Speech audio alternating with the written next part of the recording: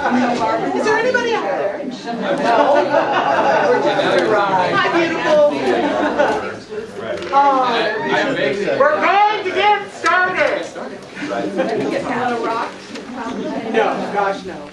Mr. Scahill is on a very No, Mr. Jeremy, this wonderful man, who I have the pleasure of having dinner with, is going to take some time with us, kind of give a little bit of input to us, and then have a conversation with us. It's pretty much a simple give and take. And I was there last night, and there was about 425 people listening to him, and it was an incredible experience. And scary as hell to find out what's coming into our area. So Jeremy, this is Potrero residents and others. Thank you all.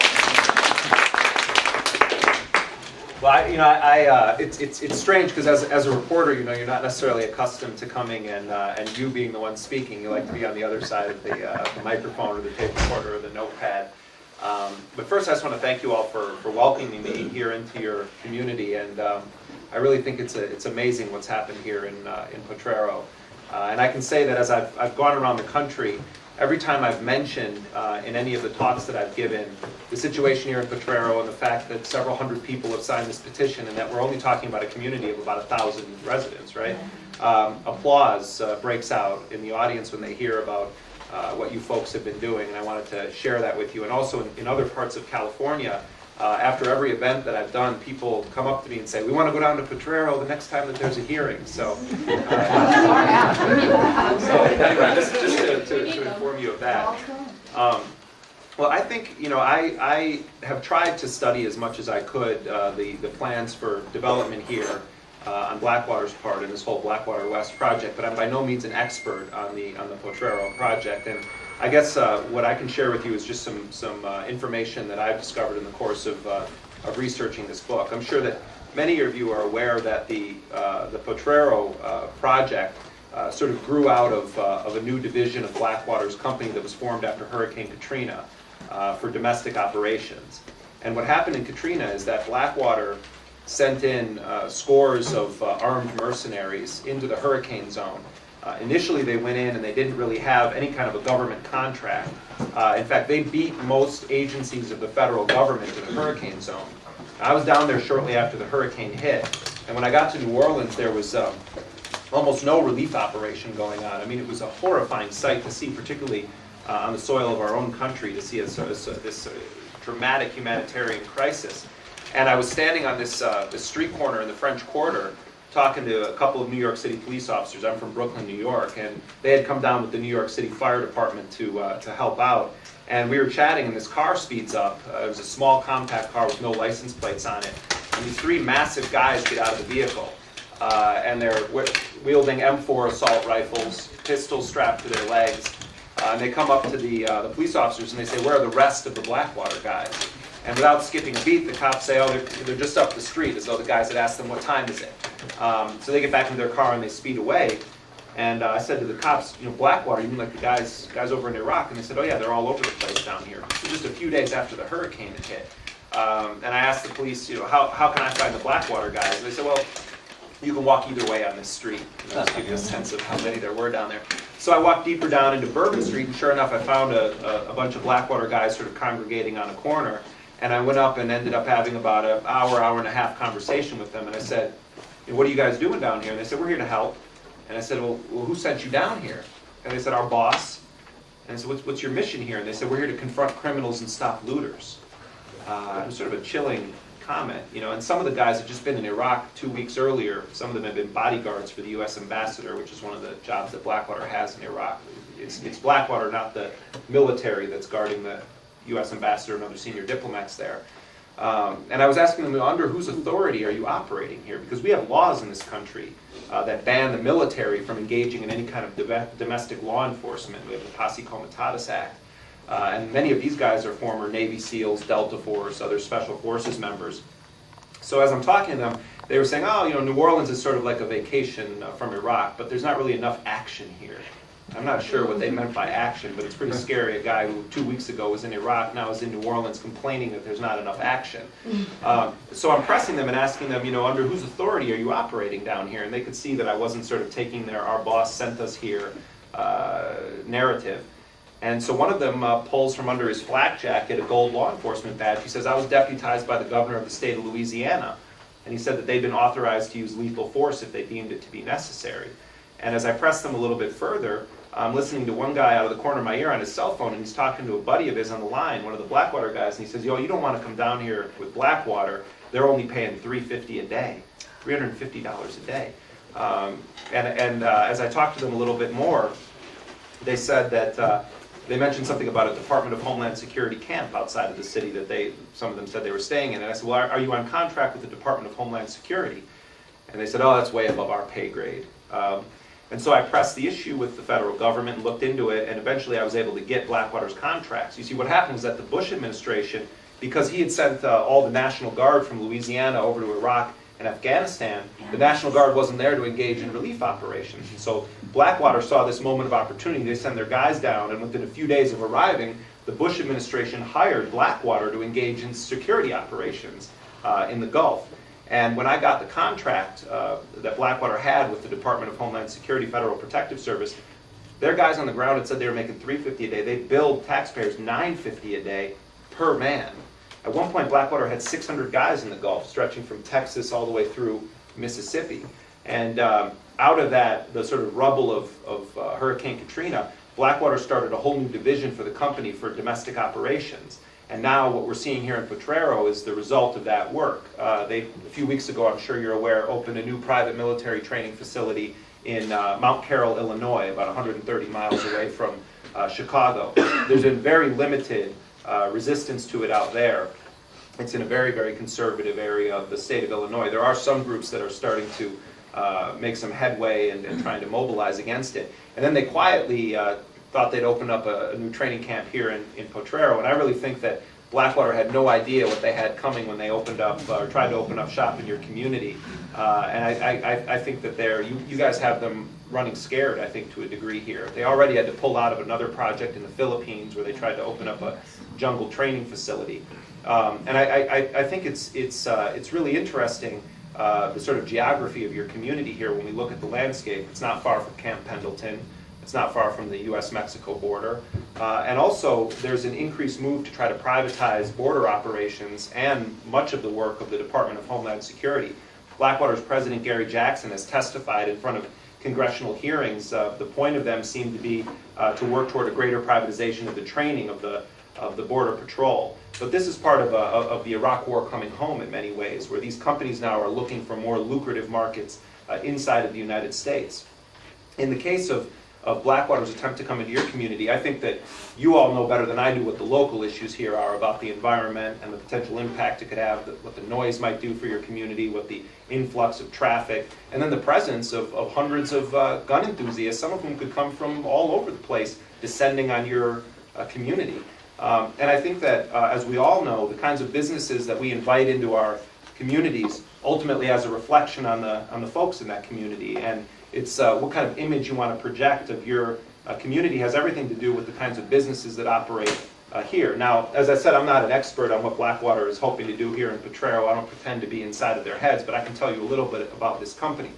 A decade ago, Blackwater basically didn't even exist.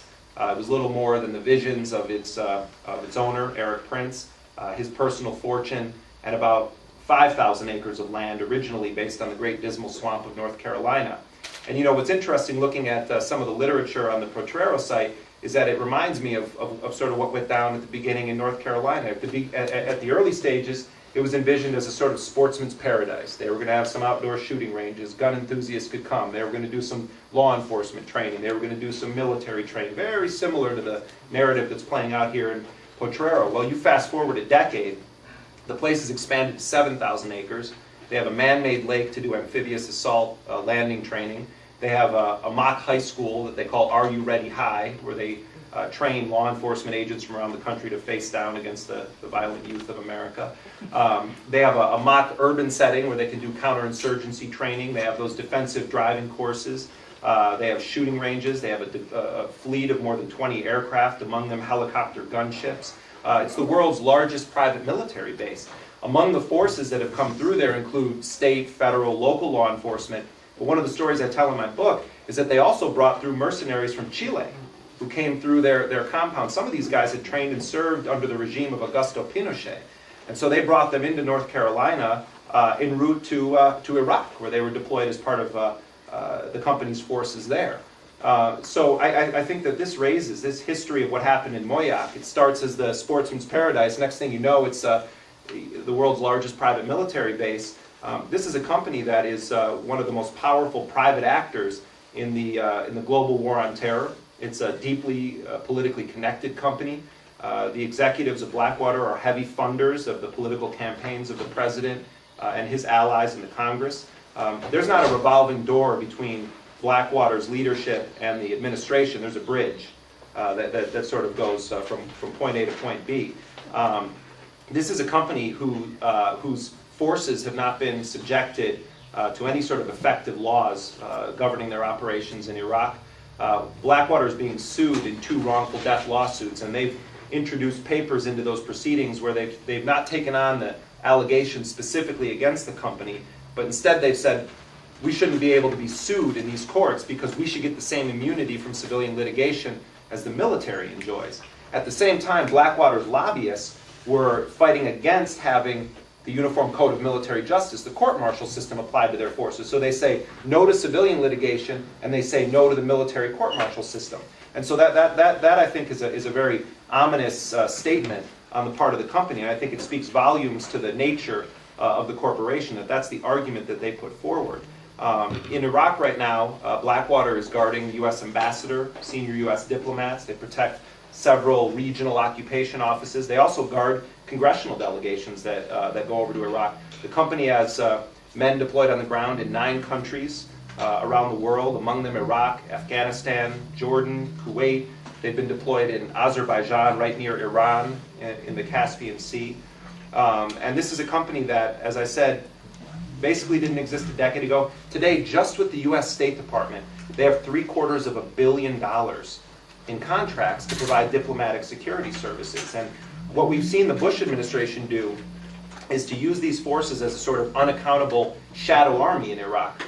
We think we have 145,000 U.S. troops on the ground. We don't often count the fact that there are about 130,000 of what we call private contractors. Now, I'm sure that when all of you think of contractors, you think of construction work or you think of some kind of a building project. You don't think of armed mercenaries. But the Bush administration has tens of thousands of these guys.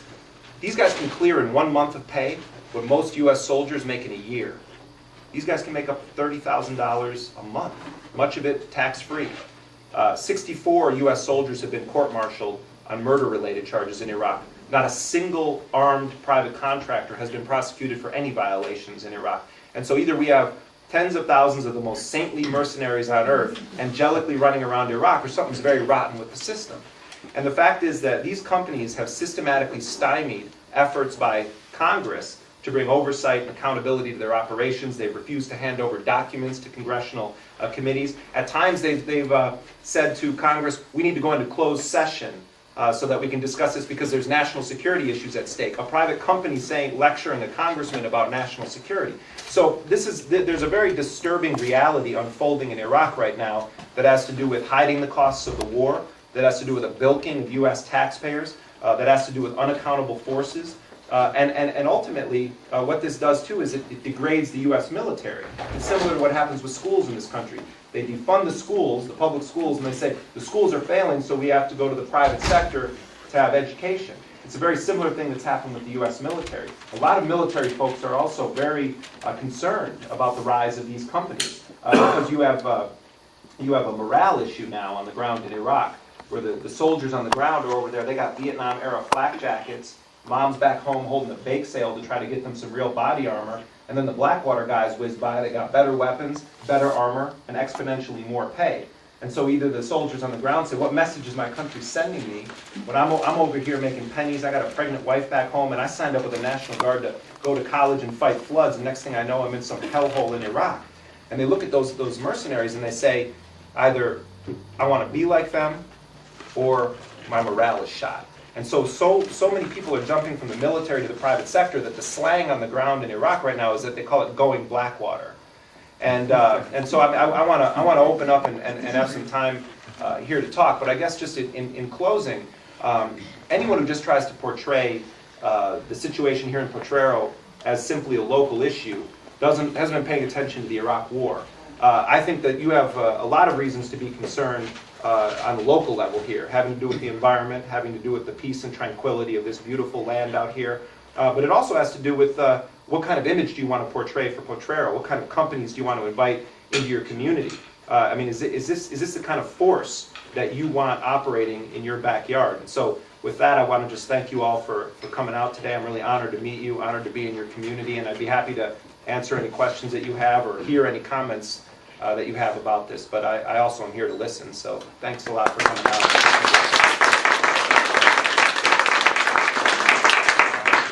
You've raised my anxiety level. Thank you.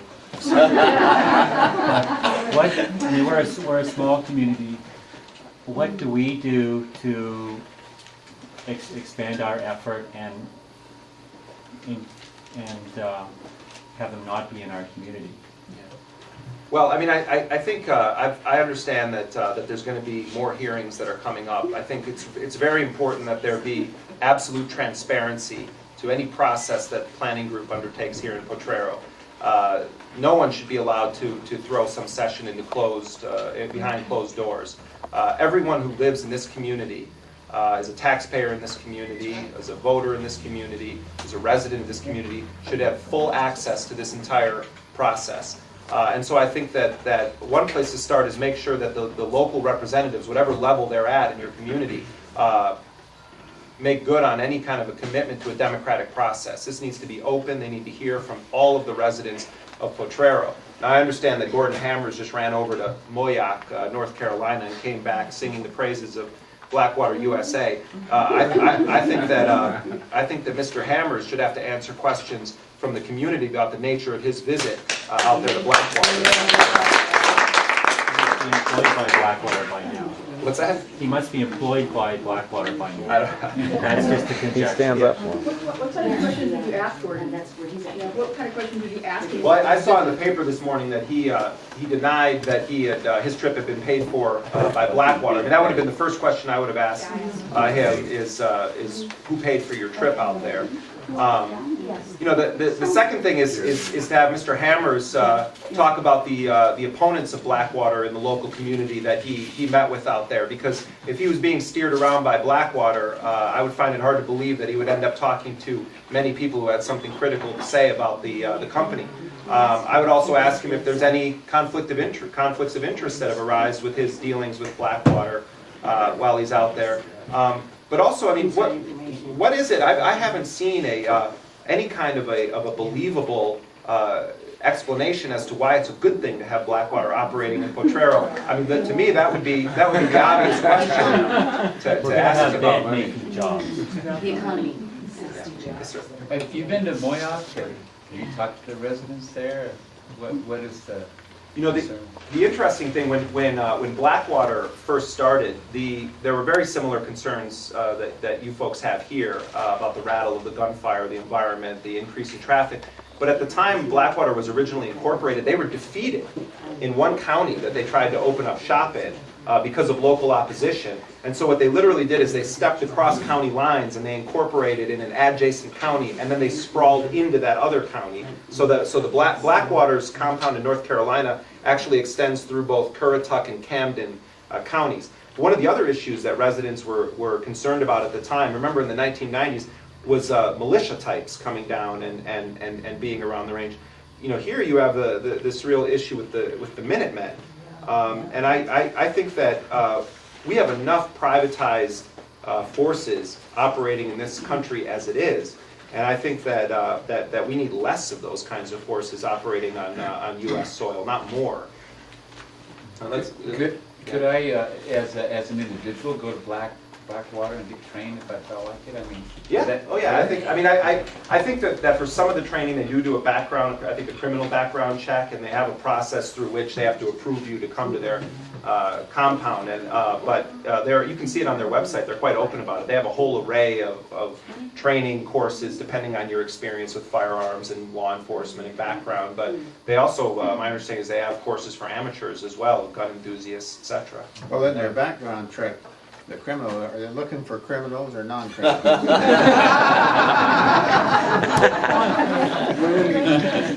When Brian Bonfiglio came here in December, I asked him the same question about who gets to go to their facility, and he said, well, they didn't have classes that were open for the public. And then a little while later, his wife, who was with him, said, well, we have 2 classes per year for people who can, if they qualify and pass our background checks, they can come and take classes. But that's totally, well, that's what we're supposed to believe in. He said here they weren't going to be doing that kind of training, but why should we believe anything that they say? Well, I mean, all I would say to that is if you look at the original sort of plans for Blackwater out in Moyac, it's a very different operation today. You know, this is hardly a sportsman's paradise that they're running out there. Exactly. Yeah. I have a question to tag on about what you said about Katrina and how, you know, that the civil liberties basically could be trampled on pretty easily. And then in February, I think it was, they started that, or a spin-off company, that Total Intelligence Solutions. And when I read, it said something that the main function of that was to quell civil unrest. So, I mean, do you see that playing together somehow? Or? Well, I hadn't seen the quell civil unrest. I'm not saying you're wrong. I'm just saying I hadn't seen it. And just to give folks a bit of background here. That was one of the things that were listed as their priorities. Well, in the article I read, it could be wrong. Right. Well, Eric Prince, the owner of Blackwater, he acquired a think tank called the Terrorism Research Center. And then they have another offshoot of Blackwater called Greystone, which is even more of a sort of all-out mercenary force. But they went and registered that outside of the United States. They registered in Barbados. And you look at the places that they're recruiting from. It's like Nepal and Peru, El Salvador, and the list goes on. That's where they're getting their personnel for. And so they've taken those 2 entities, the Terrorism Research Center, Greystone, and then they merged it together with this Total Intelligence Solutions, which is a private intelligence company that was started by Cofer Black, who is another prominent Blackwater executive. He's a 30-year veteran of the CIA. He was the man at the CIA who was supposed to lead the hunt for Osama bin Laden. That went really well. Cofer Black. He did a real good job of finding bin Laden. He also was one of the key people involved with the Extraordinary Rendition Program, where people are abducted off of the streets of cities around the world, shackled to an airplane, and sent to a third country hellhole to be tortured while interrogated. He's now one of the main executives at Blackwater. So Cofer Black, and then another Blackwater executive named Robert Richer, who was the former deputy director of operations at the CIA, and then another former CIA official, Rick Prado, who's affiliated with Blackwater. These 3 guys are sort of at the center of Eric Prince's new initiative, which is Total Intelligence Solutions, what you're talking about. This is scary on a number of levels, because what you have happening is you have all of these guys with decades and decades of experience in the CIA now privatizing their careers, essentially, and marketing their services to the private sector. So we as a citizenry are being removed further and further away from the running of the government as it gets privatized, from the operations that these kinds of companies are engaged in. I think it's a very disturbing trend toward this radical privatization, because it really takes all of us further away from any kind of a democratic process here. And I think we have a lot to be concerned about with private companies using the disaster response gateway to get into what essentially is sort of domestic law enforcement functions. We have enough trouble overseeing official forces in this country. Now you have these politically connected private companies with their own political agendas, and it gets really disturbing. I'd just like to comment. I mean, a lot of this isn't new to me. The fact that Blackwater was present in Katrina is, I wasn't unaware of that. I have a lot of family that experienced that firsthand, and it was indeed a nightmare. But when you talk about accountability and oversight, and you look at, okay, you say CIA, well, I'm not 20 years old, but I remember, our present-day president's father, before he was president, was the head of the CIA, and this is where I remember, and the father of my children being a Vietnam veteran, and all the protests to that war, but the numbers were a lot higher, which it's eerie to see that they're using these private individuals to more or less hide the numbers of people, of troops that are really over there, using privatization. And to me, stopping this in Potrero, if I can trust my vote as an American, the EIR should stop it. I mean, Teddy Roosevelt knew what he was doing, preserving wilderness areas, and they are shrinking, and they are shrinking fast, especially in California. And the border is an issue that hasn't been dealt with, and poorly at best. And as being an agricultural state, you know, it's just, I want accountability. Accountability. I wanted to know if you know any links between, because there's been it's embarrassing. My government today is embarrassing. And in my opinion, stagnant and incompetent. And their personal interests are overriding the will of the good, greed. That's my opinion. However, Carol Lam offered me a glimmer of hope in my government, and the President of the United States requested her resignation. And she started to uncover all of this corruption. These are criminal acts, in my opinion. This is treason, in my opinion. So I'm looking at, if I can trust my government, the EIR, the nature of this business alone is not conducive to the environment. I mean, we are a natural watershed. San Diego has exploded.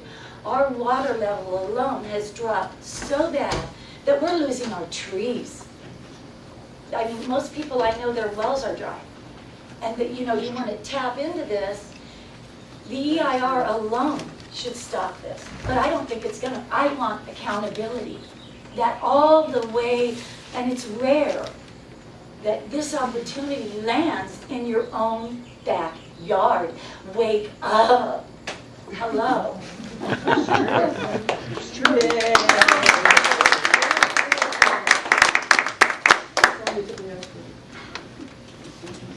Hi, yeah.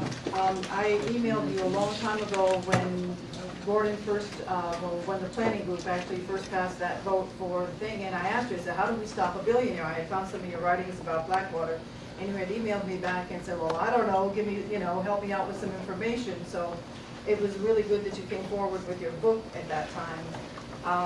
I have successfully filed, I gave Gordon and the planning group a stack of papers to read. I successfully filed in civil court against them. I named Gordon Hammers, the planning group, the DPLU, and the Board of Supervisors is all kind of in cahoots with what's going on here. So I guess we're going to get to see what happens. We don't have a court date yet, but at least we do have a court. We have a case number now. I think I should say thank you, but I'm not sure. Everything we could to protect you, Jim. Given that the number of mercenaries are more or less the same as U.S. troops, how do you explain the significantly lower casualty rates among mercenaries? I have my own thought about that. You know, about 500 have been killed. And the second question, are they protecting business interests besides politicians and so forth in Iraq? Yeah. Well, first of all, the estimate of 126,000 contractors comes from General Peter Pace, the chair of the Joint Chiefs of Staff. I think it's a radically low number. I think it's actually much greater than that because there's legislation right now moving through the Congress being promoted by Representative Jan Schakowsky of Illinois, who's on the House Select Committee on Intelligence. And her legislation would appear to be absolutely ridiculous if it wasn't so necessary. She simply is trying to pass a law that says that the federal government needs to tell the U.S. people how many contractors there are in Iraq, what they're doing in Iraq. And I mean, the fact that this has to be legislated speaks volumes to the nature of open government that we have right now. Yeah. Of those even officially estimated 130,000 contractors, The Government Accountability Office says that there are about 48,000 employees of private military companies like Blackwater, mercenary companies operating in Iraq. Now, I would be a little bit careful about saying that it's lower. We know that at least 770 contractors have been killed as of December last year in Iraq alone, 7,700 wounded. The reason we know that is because their families have applied for federal death benefits through the U.S. Department of Labor under something called the Defense Base Act. But that only includes those families who have been eligible or applied for these benefits. The number of contractors killed is likely much higher than that, and they're not being effectively tallied in any way. They're not being included in the official death toll in Iraq right now. And so we have a situation where Representative Murtha, for instance, said, we've got 126,000 contractors, some of whom are making more than the Secretary of Defense. How the hell do we justify that? That's what Murtha said the other day. And so the real answer to this is we don't know how many have been killed. We don't know how many have been injured. No one is effectively paying attention to their operations, their deaths, their injuries, or their crimes. But more unaccountability. Oh, it's an incredible level of unaccountability. Do you have any information about whether Blackwater has actual contracts with the state of California? I mean, a lot of conflicting just information about that. Yeah.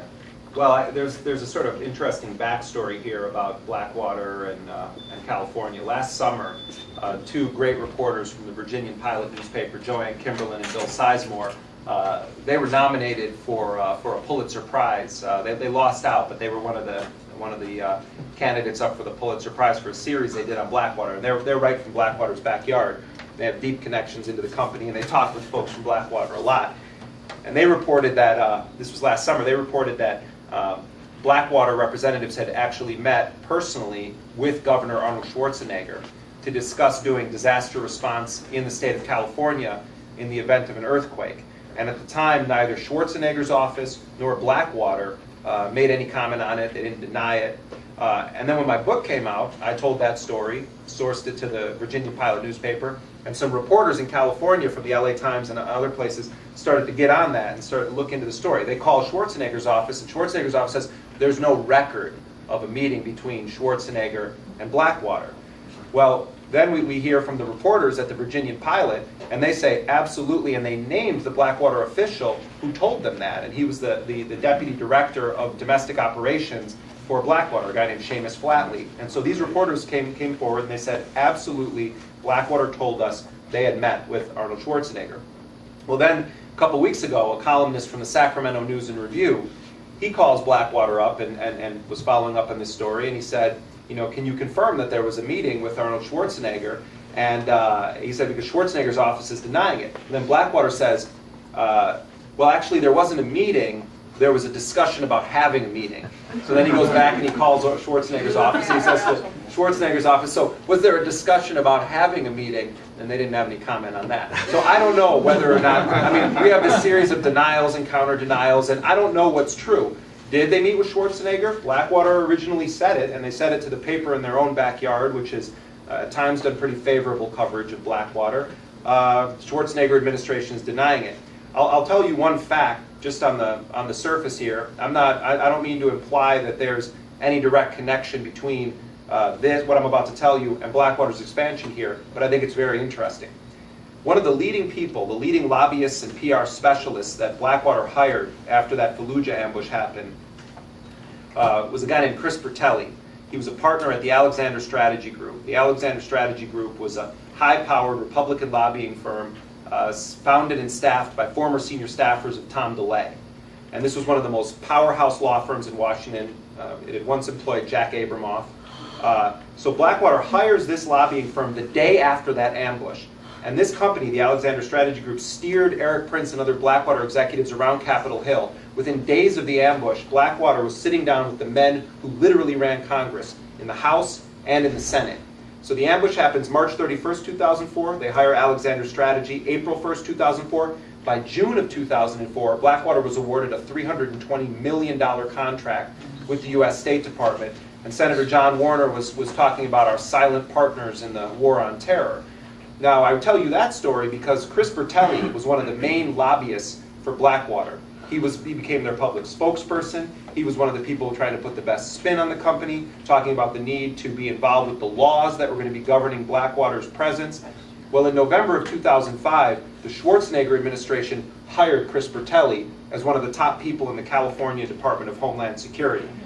Bertelli, interestingly enough, is saying that since he left the Alexander Strategy Group, he's had nothing to do with Blackwater. He says he's had nothing to do with their programs or their intended expansion inside of the state of California.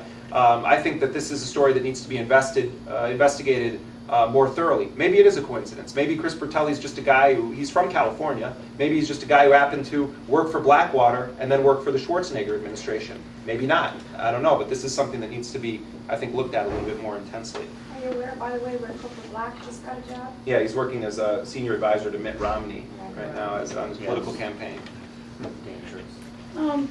Blackwater is a business that thrives on other people's fears. So what would you say is Blackwater's biggest fear? I have no idea. Where can we find their soft underbelly? I would imagine that Potrero. that the name of the word Potrero has been spoken many a time out there.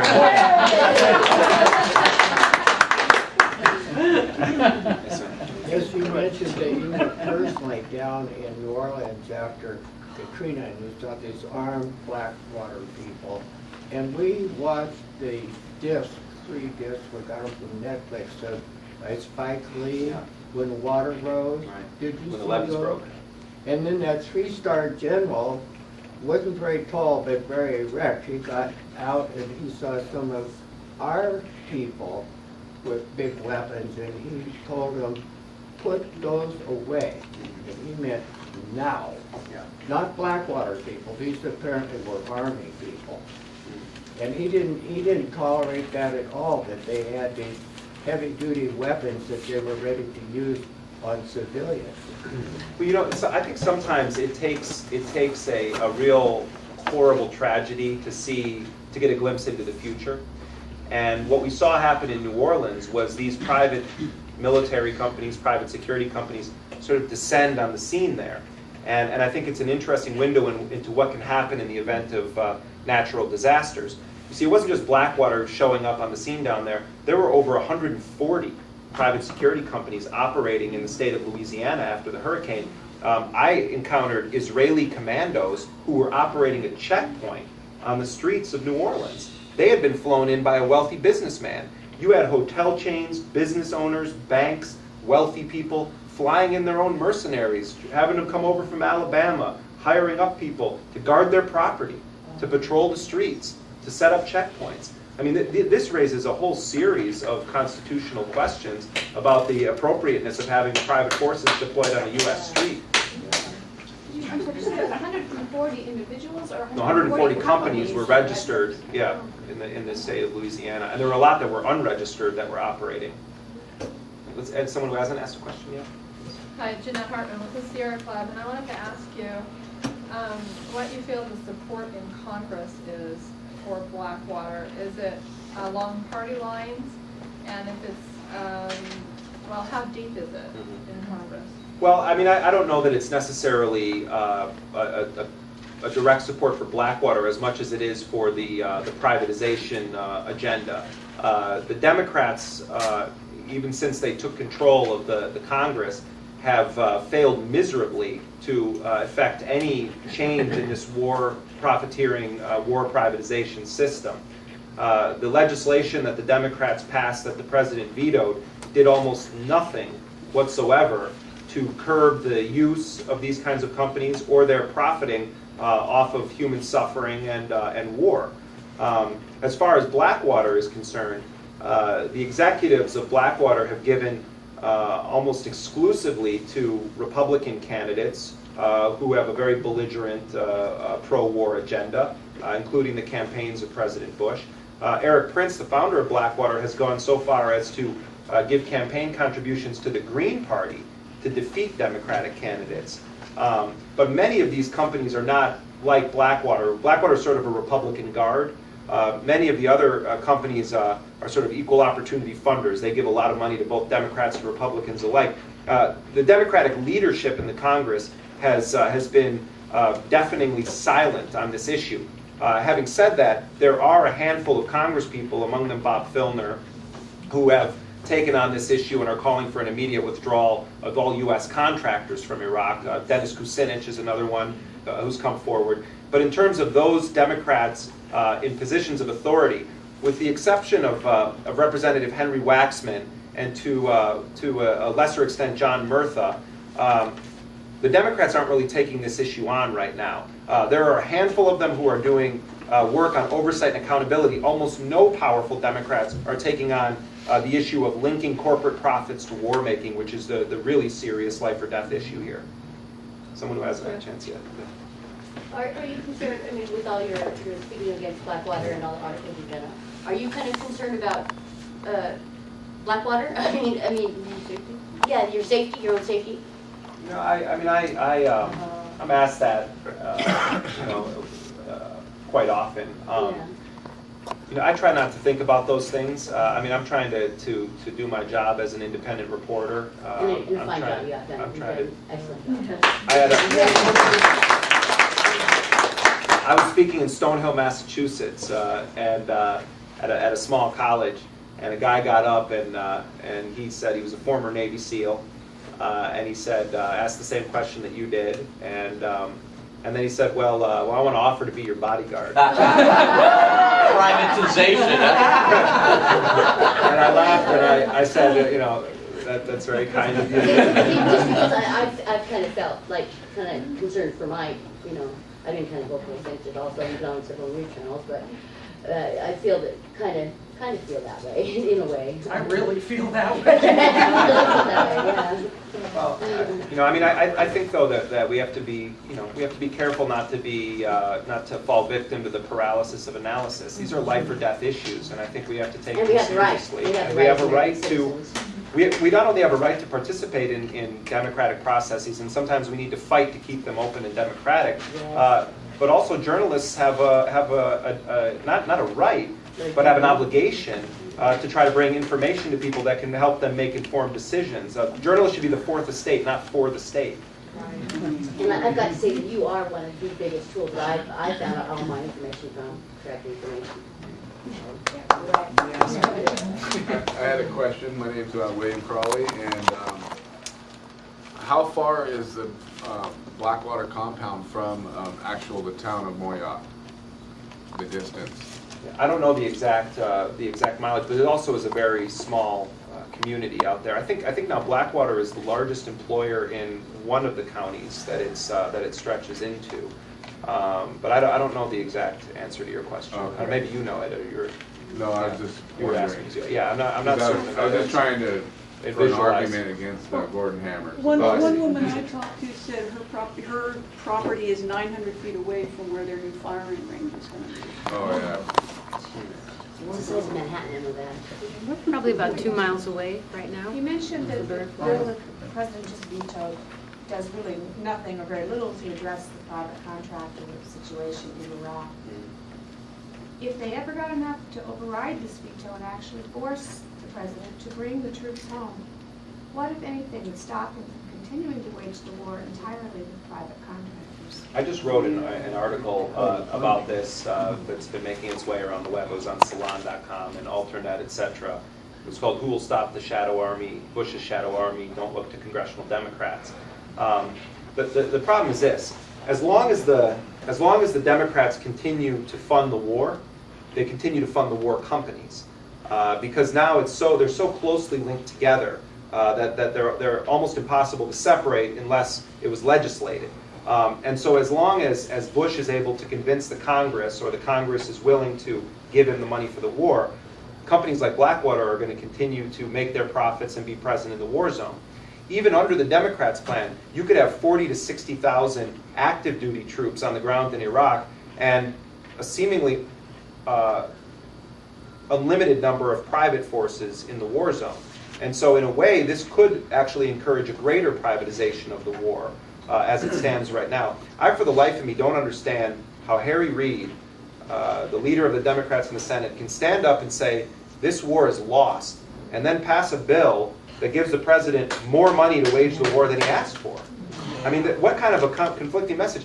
And what about the man? How did these guys end up taking back the Congress? They took back the Congress because the electorate said we want an end to the war. And they turn around and continue to sell out the people, the voters that put them there in the first place. And so they're encouraging this privatization agenda that we now all live under in this country and elsewhere in the world. At the beginning of the war, the generals, they all said we need so many thousands of troops. And the administration said, well, no, you don't need that many. It seems to me they already had the privatization in mind way before the war started. Well, this goes back decades. Yeah. Right, and now we're into the war. There aren't enough troops. The army's stretched thin and all of this. So the only way they could really pump up the army is bring back the draft, and they know that's not going to happen. I can't see anybody going for that. Well, you know, we wouldn't have. Oh, go ahead. To send their kids off.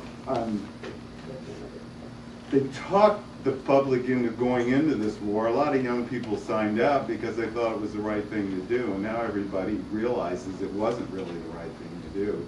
But if they bring back the draft, then they can send you anywhere in the world for any kind of trumped up excuse, like this war is. So instead, now we're going to have all Blackwaters and everything else. It's going to be like the new military or something. Well, you know the thing that has, in the words of Colin Powell, the thing that is breaking the active duty military.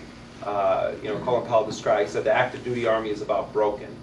He said that several months ago. If this administration wasn't waging offensive wars of conquest and occupation and was engaged in the actual defense of the country, we wouldn't have a broken military.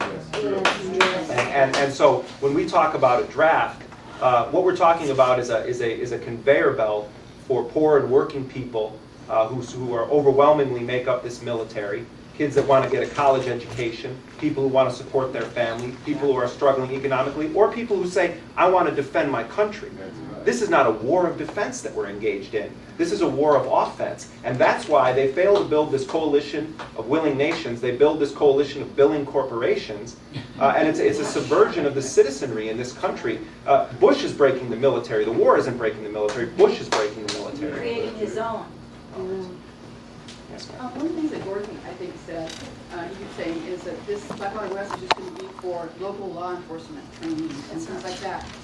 But I can't see that. I mean, that may be how they're going to get in. They're going to say that, but I don't see what would stop them from just beginning to train mercenaries at any time. Well, they've already gotten letters back from the sheriff's department saying that. But I mean, the representative himself said that it was open, I mean, it could be used, but that wasn't exclusively. They started to talk and plan to go into the Philippines. Do you know why they backed out of there? Yeah, well, Blackwater wanted to open up this jungle training facility at the Subic base there, the former Subic base, and there was a great outcry in the among Philippine legislators. Also, several prominent journalists did stories about it, and I think there was a real concern that there were going to be people from the Philippines engaging in some kind of a mercenary force in Iraq. I think there was a concern about the reputation of Blackwater and people not wanting the firm operating in their country, not wanting a U.S. Private military company opening up a base on their soil. And ultimately, Blackwater sort of quietly said, we quit. And this was just a few weeks ago, they pulled out of that jungle training facility. Any chance of them doing that here with all this? Fight hard enough, they will. I mean, well, we don't have a jungle here. I think that one of the things that it was a question that you raised earlier about this. I mean, as a journalist, I'm looking at this maybe from a little bit of a different perspective than you guys are. But as a citizen of this country, I look at it like this: we need to have open government. We need to have respect for democratic processes. If a private company with a controversial reputation wants to come into a community, No one should be allowed to close the doors on that process and ban the community from participating in it. So the most important front line right now is to ensure that every step of this process is open to the public, particularly to the residents of Potrero. That, I think, is the first thing that you need to ensure. The second thing is that the officials who are ultimately going to be making decisions in all of your names have to be willing and should be required to hear out every single person that wants to make a statement or wants to give their input to it. That this has to be a democratically a democratic decision for the residents of Potrero. Do you want the Blackwater Mercenary Company operating in your community, or do you not want them operating in your community? That should be a question not for 7 or 9 people. That should be a question for every single resident of this community. When I interviewed Gordon Hammers yesterday, after he found out about the lawsuit, I asked for his reaction, and he said that he would be meeting with planners behind closed doors, but he will not be allowing any more Blackwater items on the agenda for the planning group here until the lawsuit is resolved. What would you have to say to that? I mean, I think that anytime you shut out the public from a decision that has far-reaching implications for this entire community, you're creeping toward a system of greater secrecy. And I think that we're already dealing with a company that operates secretly. We don't need to have the public officials taking their cues from these kinds of companies and engaging in some kind of secretive process when it's a decision that needs to be made with a democratic process in this community. Does he have the authority to do that? I don't know. I'm trying to find out. May I mention where he is right now? Sure. I was just informed that Gordon, Mary, and Jerry are on the Blackwater yacht right now. Conflict of interest. As well as other board members. But I wasn't invited. I'm sorry. Other board members seem to be on the yacht right now, but I never heard about Do it. we know? Hey, Jan, where's the yacht? That's an illegal meeting. It's down in the bay somewhere. That's an illegal meeting if it's too many members. To find out who. I'm sure. Promises have been made for this location that we cannot fight. Oh. Well, the question was if I think that promises have already been made in Washington for this, and that For this site. For the site. Damn everybody else. Yep. You know, I would have no way of And I'm a knowing good that. fighter, but sometimes I wonder. I would have no way of fighting that, but I also believe that I believe that if enough folks in this community make their voices heard, if they're not boxed out of the political process, that you will put them in a situation where they will have to carry out the will of the people. And I think that, you know, I don't know how the chips are going to fall on that. I haven't talked to anyone except for you folks here at Potrero. I don't know if there's majority support or opposition here. But I think that if they don't allow the community to raise its voice, that's inherently anti-democratic. This shouldn't be a decision taken in Washington. This should be a decision taken here in Potrero.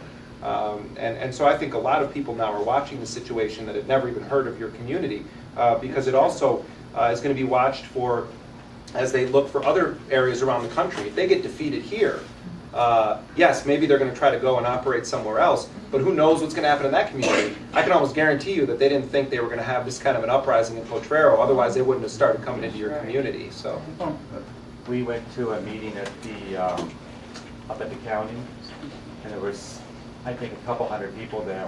And once we got inside, we thought we were there to voice our opinion.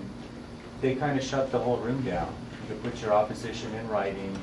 It was a controlled kind of dog and pony show. Anyway, that sounds disturbing. Up on Rock and Roll. Anyone who didn't ask or make a comment yet? Yeah. Yeah, Raymond Lutz with Citizens Oversight. I just wanted to make a comment in that, indeed, the Potrero residents are very much impacted, but they made the point in the planning group meeting, and they said the reason they're going to the environmental impact report phase was because it had statewide implications. And since it's next to the Cleveland National Forest, this is something that's an asset for every single citizen in the country, especially in the county. So it isn't just a Potrero issue, and it's difficult for a small town like Potrero, which only has, everyone here is going to be impacted in some fashion from this, maybe up, maybe down. Maybe some people say my internet business will take off.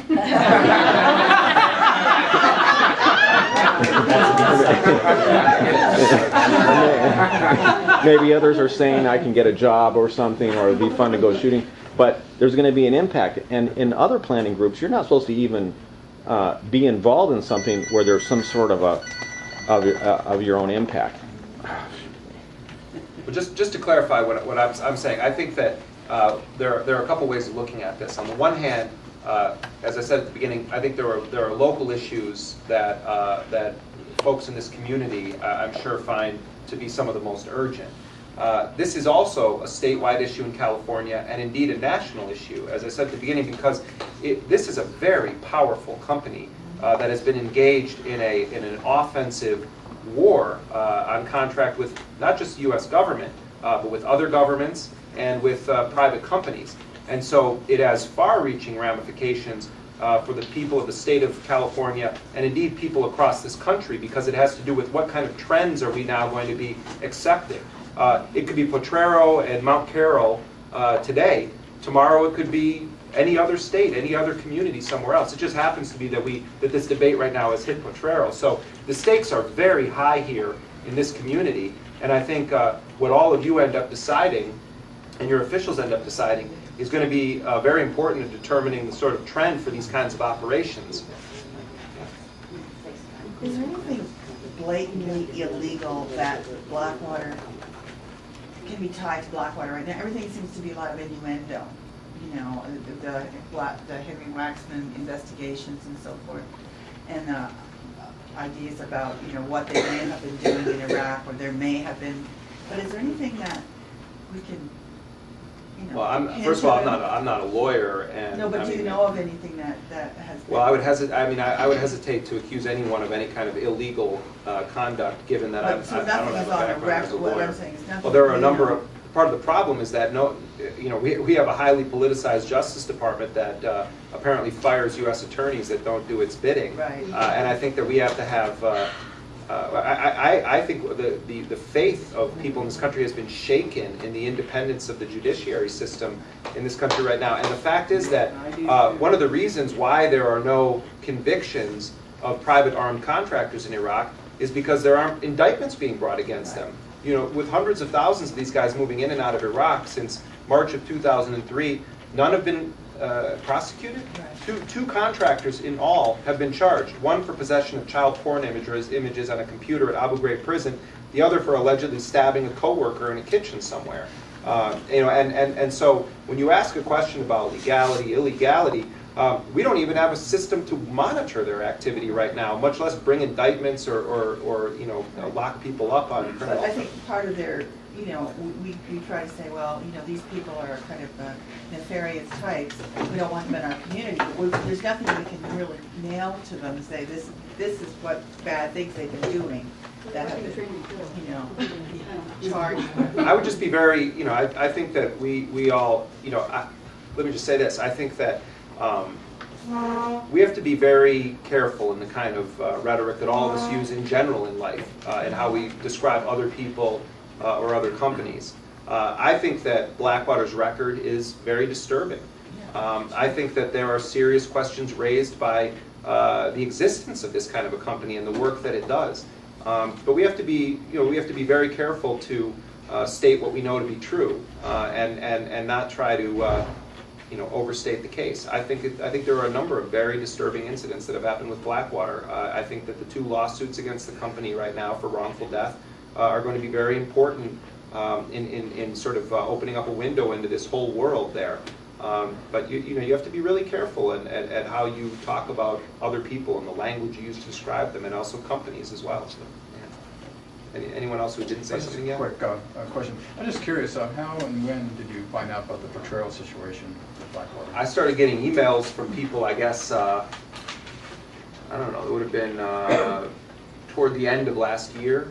from some folks out here saying, hey, did you hear anything about this this plan to come into our community? So it came from our community. Yeah, that was when I first heard about it, and then I started to see that there was mention of it in the sort of local press in North Carolina, that Blackwater was expanding. But the first I heard of it was an email from someone, probably there's someone in this room, who just said, hey, this company is coming into my community, and I Googled it, and I saw your name, and I wonder if you know anything about this. And then, you know, of course, I then started to hear about the petition that was going around, and went from there. Everything you're saying is just clicking in my mind now. I'm remembering, articles I read in the Geographic, Reader's Digest about the Katrina horror. But, I'm really concerned about something this gentleman said up here. Even, just to get it out there, make a big noise. Well, I think that one of the obvious things to me is that I think that people from elsewhere in California need to be made aware of this situation and ask for their input on it, because it's not just a local issue, and I think it's important to raise this issue in the context of its implications for state, local, federal, international I voted for Schwarzenegger, and when you told me, my brother, I remember he was stopped. I don't know if it was a Blackwater official, but it was a non-military person. And, fortunately, he was not in New Orleans, he was north, but they blocked the road. The water trucks were driving. This hurricane hit hundreds of miles inland, too. And they literally blocked the road. The people there had no water either, and my brother was one of them. And he was stopped at gunpoint and could not leave. And then when I see these type of companies, because disaster preparedness has always been a big issue, and it is with a lot of people. But when you tell me that this company might be, what are they preparing for, a war or to help people?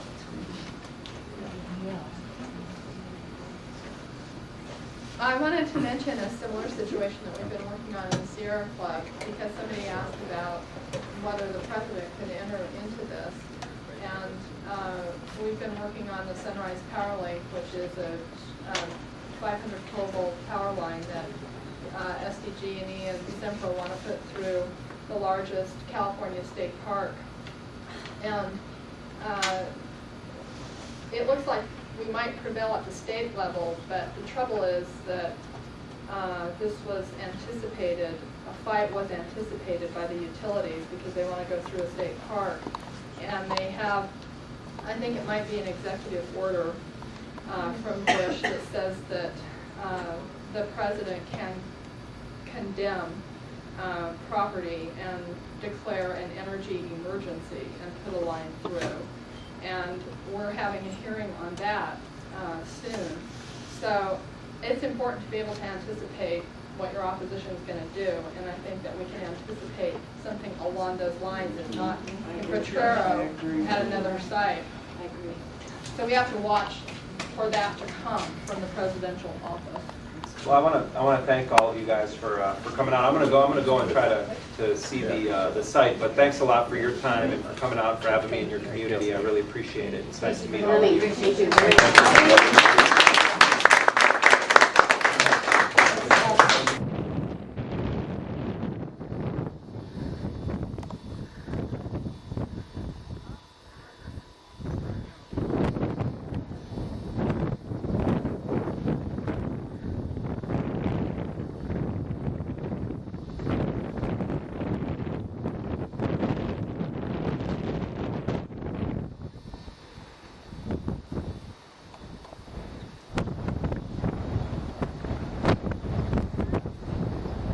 Jeremy Scahill down by the gate, and I'm up on the rock.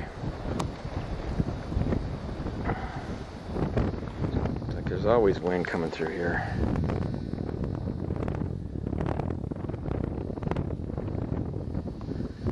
Doing a little interviewing down there by the gate.